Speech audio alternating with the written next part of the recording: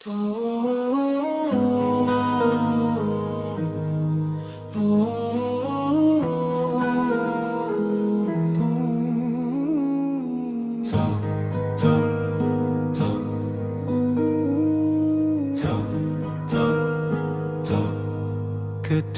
ke hati memanggil dirimu pulang kembali. Segeralah tinggalkan hal-hal keduniaan yang melalaikan jiwa dan fikiran.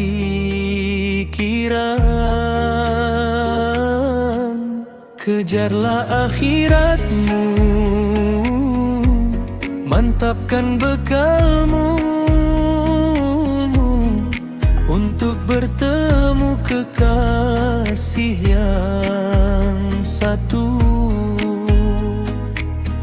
Hari demi hari usia terus pergi, sedang waktu takkan kembali.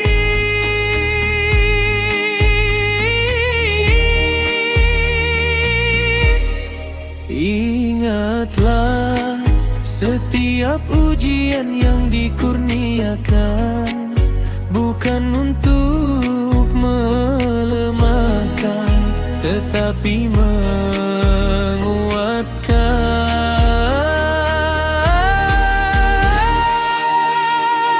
Orang yang disakiti ada 3 peringkat. Pertama menangis, kedua diam, ketiga tersenyum. Dia mengerti rahasia ujian, dia memahami hikmah Tuhan. Bila hati dekat dengan Allah, tiada yang sia-sia.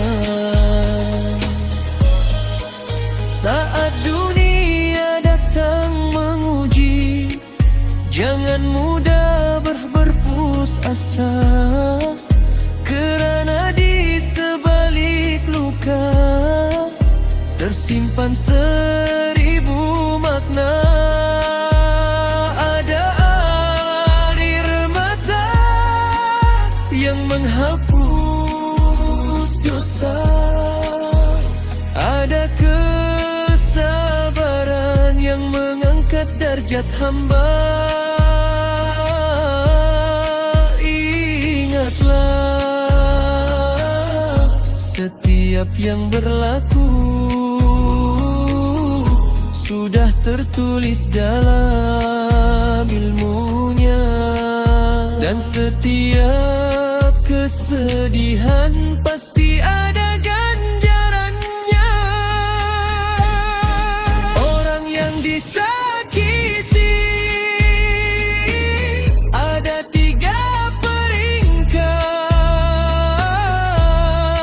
Pertama menangis, kedua diam, ketiga tersenyum. Dia mengerti rahasia ujian, dia memahami hikmah Tuhan. Bila hati dekat dengan Allah, tiada yang sia-sia.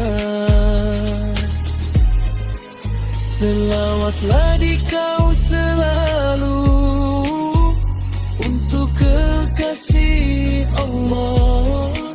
Selawat sebelum tidur, selawat yang jika bangun tidur. Basahkan bibirmu dengan selawat yang indah, moga bertemu Rasulullah di syurga yang abadi. Selawat, selawat, selawat, selawatlah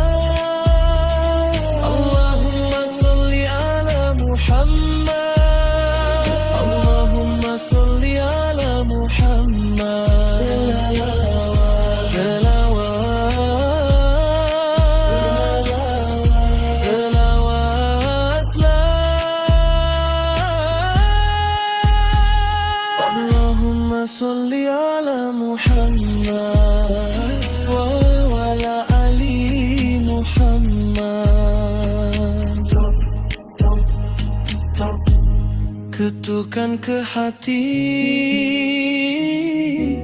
memanggil dirimu pulang.